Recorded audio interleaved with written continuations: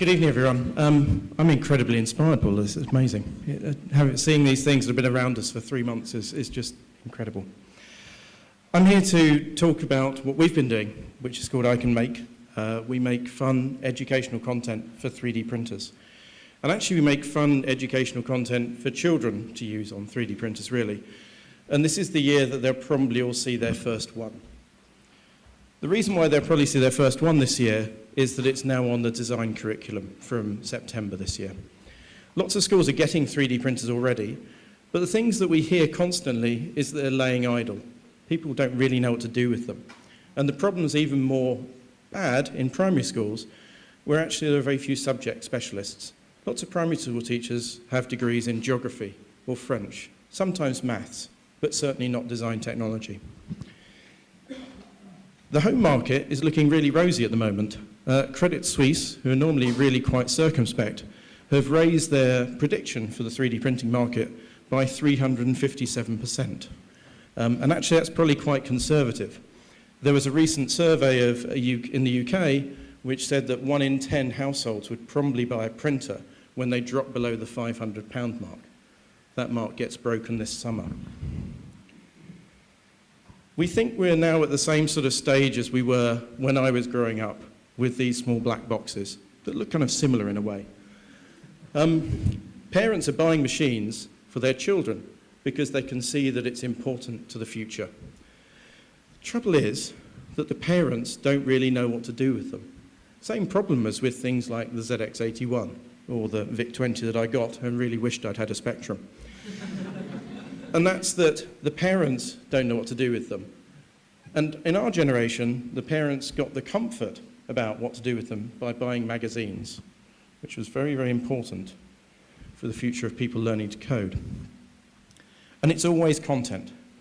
For every single device that plays back content, and that's all a 3D printer is, it's always been about the content driving into the mass market, into the early majority. The early majority are very different from the tinkerers who are playing with 3D printing now. The early majority are consumers rather than creators. And we're on a mission to get the parents in this early majority to buy printers so that their children can use them and can learn about manufacturing in the future.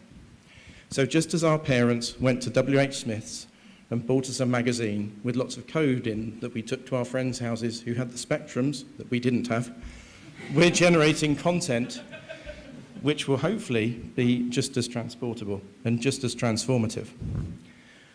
So we sell content to make printers more useful and simpler. And unlocking these printers and unlocking the parents and the teachers in particular, making them feel comfortable, is actually a thing that will put this technology in the hands of the children who will build our world. The children will learn just fine. We need to make the teachers feel comfortable. So what are we doing? We're making really lovely, simple to access content. You can download it from our website. We're selling it. You can buy a card from us at a maker fair, and actually we're working on getting them into retail at the moment. We also have a few free ones for schools to use. We've been working on something really new, a new format as well for retailers. So the big problem is that you go into a store and you see a 3D printer and you don't quite know what to do with it or where to get the materials, and we've fixed that. Inside this box is all the filament that you'll need to print this model and the designs. In fact, there's twice as much filament you'll need. It's one for you and one for your friend when you go and visit. So just as we take magazines to friends, you can take this pack to friends. And we're doing bulk packs for schools, for after-school clubs, and for use in lessons. So I've been mentioning kits a tiny bit. You may think that's a tiny hobby thing. The toy industry is worth $84 billion a year, and constructional toys are 10% of that. So that's a reasonable sized market. And what we're going to be doing is using model kits to teach children about this new technology.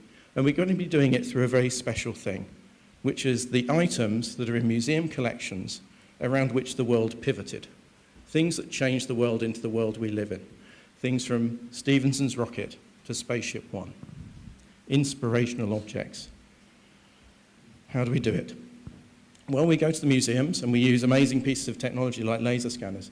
We go and laser scan full-size steam trains. It's the best thing ever.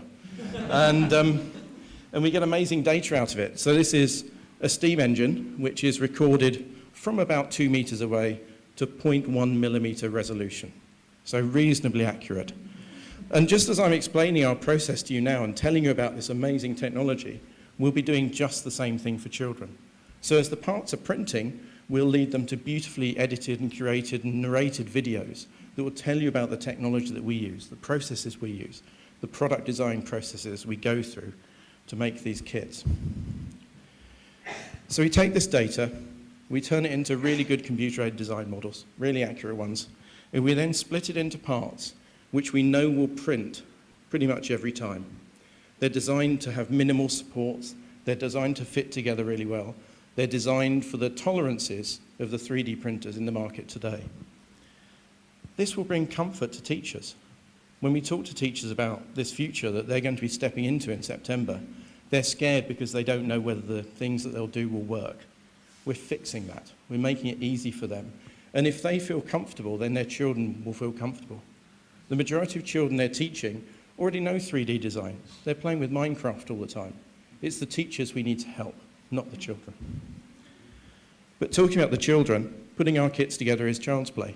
We've had children as young as 5 put them together, really simply. They snap together. We've made it really, really super easy for them to understand what to do. It doesn't stop there, because you can add in motors, you can control them with computers, you can add LEDs, even fun things like smoke generators. The possibilities are pretty much endless. So, who's the team behind this?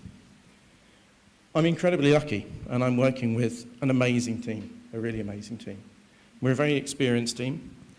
We've built lots of youth products. I was the CTO who built Moshi Monsters. Sorry to parents in the room. We've built things like BBC Games Grid, Nightmare High. We've won BAFTAs for our work, and we've built things that are used by 1 in 4 UK children. It doesn't stop there. We're all parents. We think that's really, really important for making good products for children. And actually, 3/4 of the team have teachers in their close family. And what we don't know, we're lucky to have some amazing mentors and advisors helping us along the way. We're launching at some pretty fantastic places. So we're launching in Maker Faire in just under a month in the UK, and actually at Maker Faire in San Francisco as well. And we're speaking at 2 conferences that are pretty relevant too. And we're very proud to announce that we're going to be doing a book that accompanies all of this. It's going to be called Adventures in 3D Printing. It's being published by Wiley, and it comes out in August, just in time for the new school year. What a coincidence. So, it's always good to have a big, audacious goal.